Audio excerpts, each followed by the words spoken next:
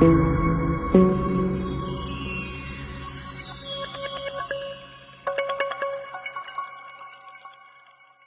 निवाजे गुरु रूप प्यारे साध संगत जी।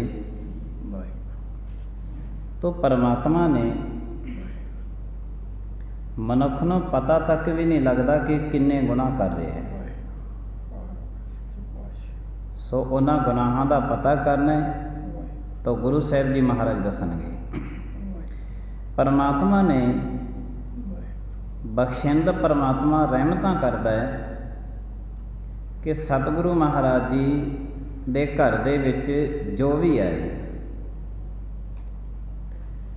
परमात्मा दिंदा किवें है, किड्डी वड्डी दात परमात्मा दे दिंदा है। जदों छेवें पातशाह हरगोबिंद साहिब जी महाराज उन्हां नूं गुरु नानक देव साहिब जी महाराज जियां दे सपुत्तर बाबा श्री चंद जी आए ने उन्हां दे कोल, क्योंकि बाबा श्री चंद जी सन जिहड़े गुरु नानक देव साहिब जी महाराज जियां दे वड्डे सपुत्तर सी ते उन्हां ने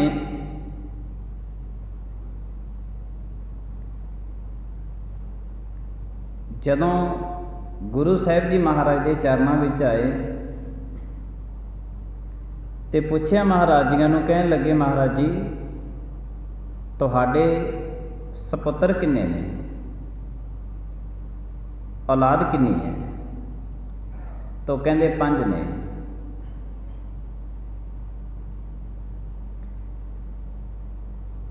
बाबा श्री चंद जी महाराज जी कहण लगे, कहंदे जी इन्हां 5 दे विचों साडे किन्ने ने? बाबा श्री चंद जी की शादी नहीं हुई सी। छेवें पातशाह महाराज जी कहन लगे, कहंदे तुसीं साडे वड वडेरे गुरु नानक देव साहिब महाराज जियां दे सपुत्तर हो, ए सारे तुहाडे ने। ते फिर जद ये गल छेवें पातशाह महाराज ने कही, छेवें पातशाह महाराज नूं फिर कहन लगे सानू एक पुत्र दी दात दे दिओ, एक पुत्र दी। छेवें पातशाह महाराज जियां ने फिर अपने प्यारे सपुत्र बाबा गुरदित्ता जी बाबे श्री चंद नूं दिते सी। उहदा की कारण सी कि जिहड़े बाबे गुरदित्ता जी सना इन्हां दा सारा चेहरा सी जिहड़ा ये गुरु नानक देव साहिब जी महाराज जियां दे नाल मिलदा सी। बाबा गुरदित्ता जियां दा गुरु नानक देव साहिब जी महाराज जियां दे नाल सेम चेहरा मिलदा सी। गजब दी गल है कि बटाले दे विच गुरु नानक देव साहिब जी महाराज जी विआहे होए सी ते बटाले दे विच ही बाबा गुरदित्ता जी विआहे होए सी। सेम चेहरा सी। तो बाबा गुरदित्ता जी सी जिहड़े ये बाबे श्री चंद जियां नूं गुरु हरगोबिंद साहिब जी महाराज जियां ने दिते ते बाबा गुरदित्ता जियां ने अगे सी जाके जिहड़े 4 धूने पैदा किए सी। बाबा अलमस्त जी, बाबा फूल जी, गोबिंद जी, बनवास जी, 4 धूने। जिवें असीं कह दिंदे ना कि 22 मंजियां गुरु साहिब जी महाराज जियां ने बख्शियां सी प्रचार वास्ते। ते इस श्रेणी दे विच धूने बोलिया जाता है प्रचार वास्ते। बाबे गुरदित्ता जी ने 4 धूने पैदा किए सी। उस तो बाद आप जी इतिहास तो जानो कि जेड़ा गुरु नानक देव साहिब जी महाराज जी ने बिना जड़ां तो पिपल खड़ाया सी ना, धरती की सतह तो उच्चा, वो जिहड़ा दरख्त सी वो दरख्त नूं जदों जोगियां दा समा आया तो जोगियां ने उन्हां नूं सी जिहड़ा पिपल नूं खत्म कर दिता सी। क्योंकि जोगी नहीं चाहते सी कि सानू छड्ड के किसी की होर पूजा होवे। फिर उस जगह ते जेड़े बाबे गुरदित्ता जियां ने धूने लाए सी, बाबा अलमस्त जी पहुंचे सी। अलमस्त जी ते बाबा अलमस्त जियां ने जदों देखिया कि ये तो साडे वड वडेरे गुरु नानक देव साहिब जी महाराज जियां दा पवित्र रोकिया होया दरख्त है, ते जोगियां ने तो बाह कमाल कर दी। पर उत्थे बाबा अलमस्त जी गुरु नानक दे घर दे विच एक अरदास करते ने, प्रार्थना करते ने, प्रार्थना करते हैं कि ऐ गुरु नानक दे गद्दी दे वारस, मेरी आप जी दे चरनां विच अरदास है, बेनती है कि इन्हां जोगियां ने गुरु नानक देव साहब महाराज की निशानी मिटाउण दे यतन कीते ने, आप जी किरपा करके तुसीं इत्थे आके जाओ। भावें आप जी नानक मते जाने हो, ये नानक मते की गल है। नानक मते तो बाबे अलमस्त की अरदास कित्थे पहुँच गई? पंजाब की धरती ते बैठे छेवें पातशाह महाराज दे कोल। इतिहास दे विच एको ही दिन इहो जिहा आया जिहदे विच पंजाब की धरती तो छेवें पातशाह महाराज अपना जोड़ा ला के घोड़े ते चढ़े गए ते कित्थे पहुंचे ने? बाबे अलमस्त की अरदास सुन के नानक मते, पंजाब तो नानक मता। ते छेवें पातशाह महाराजियां दा उत्थे पहुंचना, जद पहुंचे तो अलमस्त जी छेवें पातशाह महाराजियां नूं देख के उच्ची उच्ची उन्होंने रोना शुरू कर दिता। महाराज जोगियां ने तो बड़ा माड़ा कर्म किया है, बड़ा माड़ा कर्म किया है, ते आप जी किरपा करो, ये गुरु नानक की बख्शिश सी जिहड़ी इस धरती की सतह तो जिहड़ा सीगा ये उच्चा खड़ा सी दरख्त, ये गुरु नानक की बख्शिश सी। दुनिया इत्थे आके सजदा करदी है, सजदा करदी है दुनिया, अकाल पुरख की बख्शिश। अज जिथे असीं सजदा करते हैं ना, अमृतसर साहिब की पावन पवित्र धरती ते हरमंदर साहिब के सरोवर दे विच इशनान करते हैं।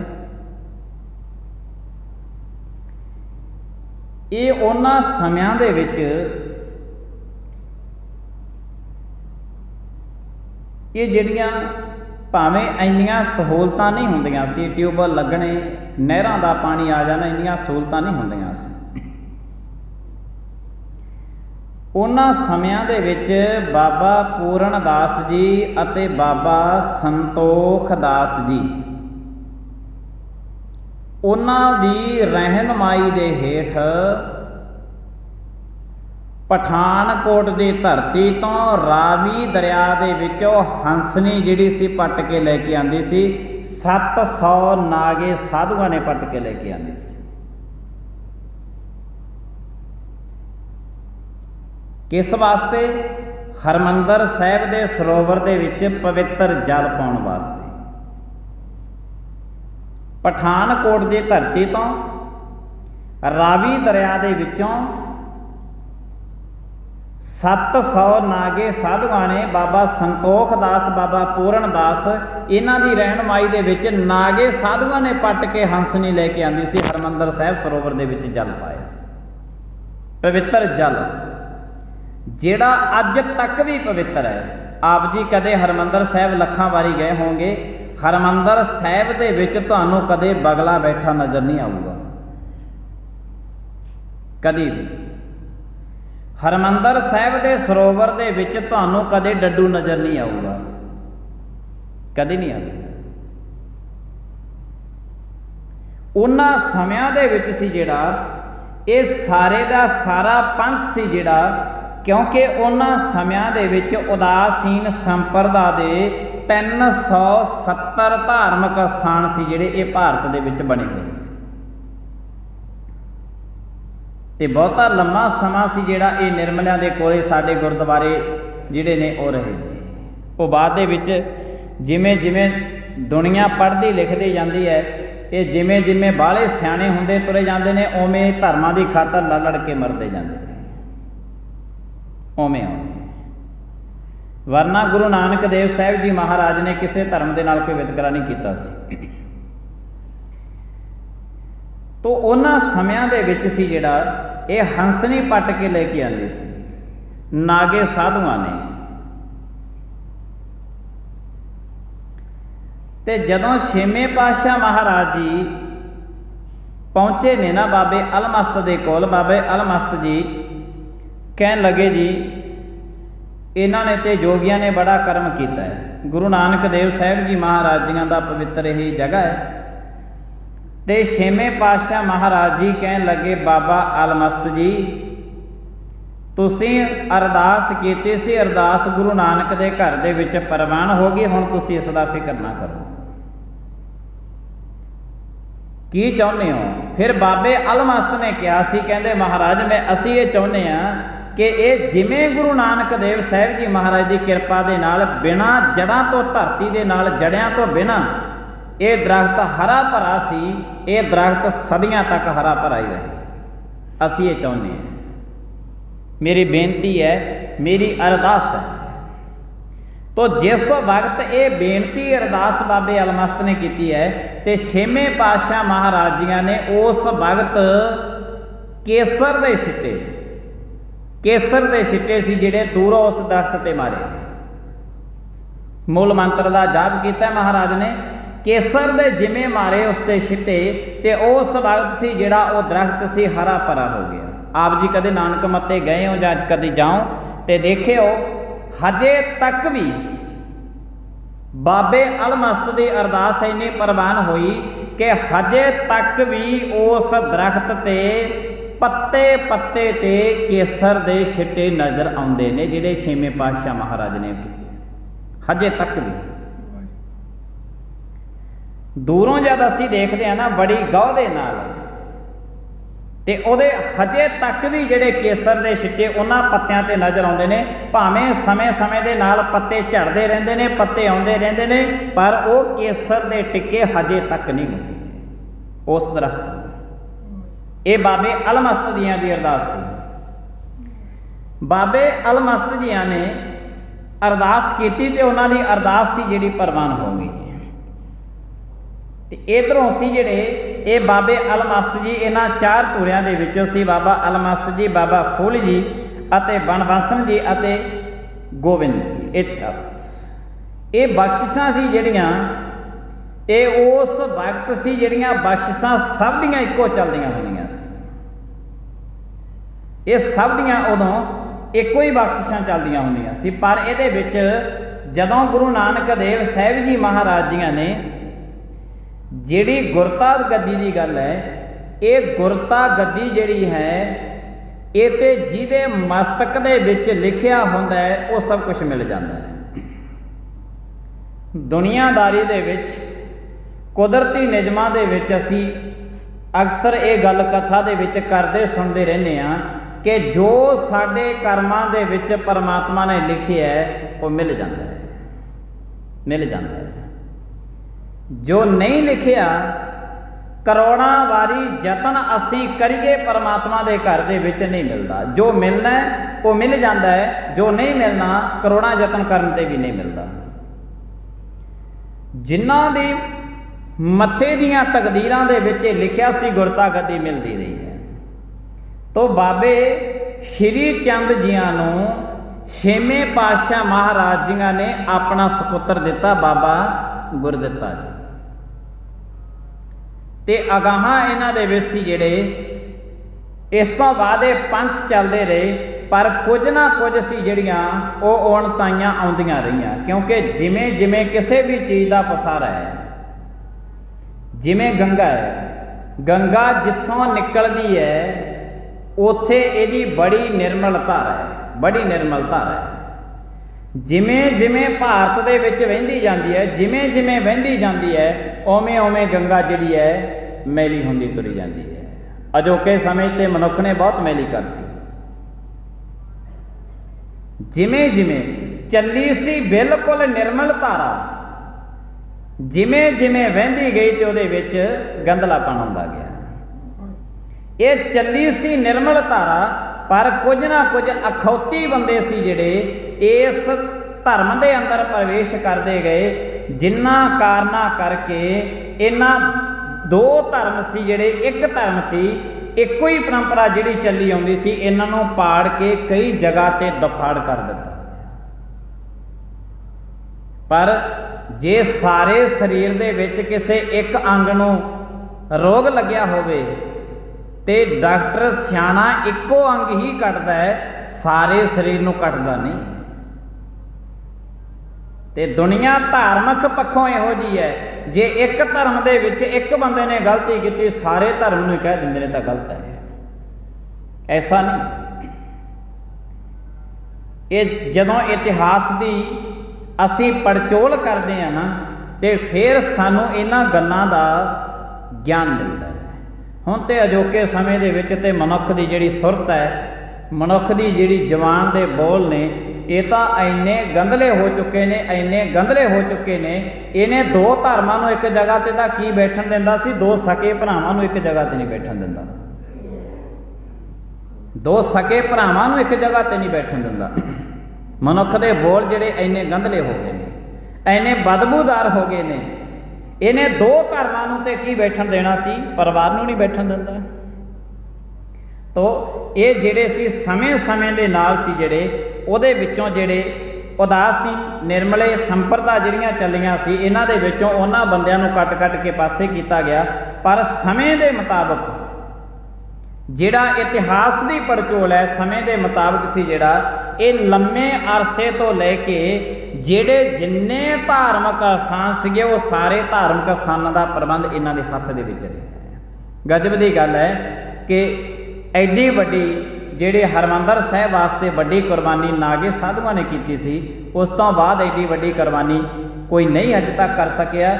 ਜਿਵੇਂ ਐਡੀ ਵੱਡੀ ਸੁਰੰਗ ਪੁੱਟ ਕੇ ਲਿਆਉਣੀ, ਹੰਸਨੀ ਪੁੱਟ ਕੇ ਲੈ ਕੇ ਆਉਣੀ, ਤੇ ਉਸ ਦੇ ਵਿੱਚ ਪਵਿੱਤਰ ਜਲ ਪਾਉਣਾ। ਹੋਰ ਵੀ ਇਸ ਦੇ ਵਿੱਚ ਜਿਹੜਾ ਹੈ ਗੁਰੂ ਸਾਹਿਬ ਜੀ ਮਹਾਰਾਜ ਦਾ ਬੜਾ ਇਤਿਹਾਸ ਹੈ, ਜਿਸ ਦੇ ਵਿੱਚ ਗੁਰੂ ਨਾਨਕ ਦੇਵ ਸਾਹਿਬ ਮਹਾਰਾਜ ਦਾ ਜਦੋਂ ਇਤਿਹਾਸ ਪੜ੍ਹਦੇ ਹਾਂ, ਤੇ ਇਤਿਹਾਸ ਦੇ ਵਿੱਚ ਜਿਹੜੇ ਅਸੀਂ ਜਿਹੜੇ ਥੜੇ ਤੇ ਸੱਚਖੰਡ ਸ੍ਰੀ ਹਜ਼ੂਰ ਸਾਹਿਬ ਗੁਰੂ ਗ੍ਰੰਥ ਸਾਹਿਬ ਜੀ ਮਹਾਰਾਜਾਂ ਨੂੰ ਗੁਰਤਾ ਗੱਦੀ ਦਿੱਤੀ ਮਹਾਰਾਜੀਆਂ ਨੇ, ਉਹ ਥੜੇ ਦੀ ਸੇਵਾ ਵੀ ਸੀ ਜਿਹੜੀ ਗੁਰੂ ਨਾਨਕ ਦੇਵ ਸਾਹਿਬ ਜੀ ਮਹਾਰਾਜੀਆਂ ਨੇ ਨਾਥਾਂ ਨੂੰ ਬਖਸ਼ਿਸ਼ ਕੀਤੀ ਸੀ। ਇਹ ਲੰਬਾ ਚੌੜਾ ਇਤਿਹਾਸ ਹੈ ਅਕਾਲ ਪੁਰਖ ਮਹਾਰਾਜੀਆਂ ਦਾ, ਜੋ ਵੀ ਪਰਮਾਤਮਾ ਦੇ ਘਰ ਦੇ ਵਿੱਚੋਂ ਆ ਕੇ ਮੰਗਿਆ, ਪਰਮਾਤਮਾ ਦੇ ਘਰ ਦੇ ਵਿੱਚੋਂ ਆ ਕੇ ਸਹਿਜ ਸੁਭਾਏ ਬਾਬੇ ਸ਼੍ਰੀ ਚੰਦ ਜੀਆਂ ਨੇ ਕਹਿ ਦਿੱਤਾ ਸੀ, ਇਹਦੇ ਵਿੱਚ ਸਾਡੇ ਕਿੰਨੇ ਸਪੁੱਤਰ ਨੇ। ਛੇਵੇਂ ਪਾਤਸ਼ਾਹ ਮਹਾਰਾਜ ਕਹਿਣ ਲੱਗੇ ਜੀ ਤੁਹਾਡੇ ਹੀ ਨੇ। ਕਹਿੰਦੇ ਫਿਰ ਇੰਝ ਕਰੋ, ਇੱਕ ਸਪੁੱਤਰ ਦੀ ਦਾਤ ਦੇ ਦਿਓ। ਤੇ ਗੁਰੂ ਸਾਹਿਬ ਜੀ ਮਹਾਰਾਜੀਆਂ ਨੇ ਫਿਰ ਬਾਬਾ ਗੁਰਦਿੱਤਾ ਜੀ ਸੀ ਜਿਹੜੇ, ਤਾਂ ਬਾਬਾ ਗੁਰਦਿੱਤਾ ਜੀਆਂ ਦਾ ਜਿਹੜਾ ਇਤਿਹਾਸ ਹੈ ਨਾ, ਬਾਬਾ ਗੁਰਦਿੱਤਾ ਜੀਆਂ ਦਾ ਵੈਸੇ ਤੇ ਸਾਰੇ ਇਤਿਹਾਸ ਹੈ, ਪਰ ਬਾਬੇ ਗੁਰਦਿੱਤੇ ਬਾਰੇ ਤੇ ਬਸ ਇੰਨਾ ਕੀ ਜਾਣਦੇ ਹਾਂ ਅਸੀਂ, ਬਾਬਾ ਗੁਰਦਿੱਤਾ ਦੀਨ ਦੁਨੀ ਕਾ ਟਿੱਕਾ, ਜੋ ਮਰ ਮੰਗਿਆ ਸੋਈ ਦਿੱਤਾ, ਇੰਨੀ ਗੱਲ ਹੀ ਜਾਣਦੇ ਆ, ਦੂਜੀ ਗੱਲ ਹੀ ਨਹੀਂ ਕੋਈ ਜਾਣਦਾ। ਦੇਖਦੇ ਆ ਵਿਚਾਰਿਆਂ ਨੂੰ, ਇਤਿਹਾਸ ਸੁਣਨ ਵਾਲਿਆਂ ਨੂੰ ਵੀ ਦੇਖਦੇ ਆ ਤੇ ਸੁਣਾਉਣ ਵਾਲਿਆਂ ਨੂੰ ਵੀ ਦੇਖਦੇ ਆ। ਸੁਣਾਉਣ ਵਾਲੇ ਆਪਣੀਆਂ ਗੋਲੀਆਂ ਰੋੜ ਦਿੰਦੇ ਨੇ, ਤੇ ਸੁਣਨ ਵਾਲੇ ਤਾਂ ਫਿਰ ਘਰੋਂ ਤੱਕ ਕੇ ਜਾਂਦੇ ਨੇ ਵੀ ਅੱਜ ਫਲਾਨੀ ਜਗ੍ਹਾ ਤੇ ਫਲਾਨਾ ਕੁਛ ਬਣਿਆ ਲੰਗਰ ਦੇ ਮਾਰੇ। ਕੀ ਕਰੀਏ ਹੁਣ, ਬੋਲੀਏ ਤੇ ਕੁਛ, ਫਿਰ ਸਾਰਾ ਕੁਛ ਆਪਦਾ ਸਾਹਮਣੇ ਧਰਨਾ ਪੈਂਦਾ। ਤੋ ਗੁਰੂ ਸਾਹਿਬ ਜੀ ਮਹਾਰਾਜ ਨੇ ਜਿਹੜਾ ਸਾਨੂੰ ਜੋੜਿਆ, ਨਾ ਤਾਂ ਗੁਰੂ ਸਾਹਿਬ ਜੀ ਮਹਾਰਾਜ ਨੇ ਲੰਗਰ ਦੇ ਨਾਲ ਜੋੜਿਆ ਸਾਨੂੰ, ਵੀ ਤੁਸੀਂ ਧਾਰਮਿਕ ਸਥਾਨ ਤੇ ਜਾਓ ਤੇ ਲੰਗਰ ਖਾ ਕੇ ਆਓ, ਨਹੀਂ ਜੋੜਿਆ। ਠੀਕ ਹੈ, ਲੰਗਰ ਦੀ ਪਰੰਪਰਾ ਚੱਲੀ ਹੈ, ਮਹਾਰਾਜ ਨੇ ਨਾਲ ਰੱਖੀ ਹੈ, ਸੰਗਤ ਪੰਗਤ ਦੋਨੇ ਗੱਲਾਂ ਨਾਲ ਰੱਖੀਆਂ ਨੇ।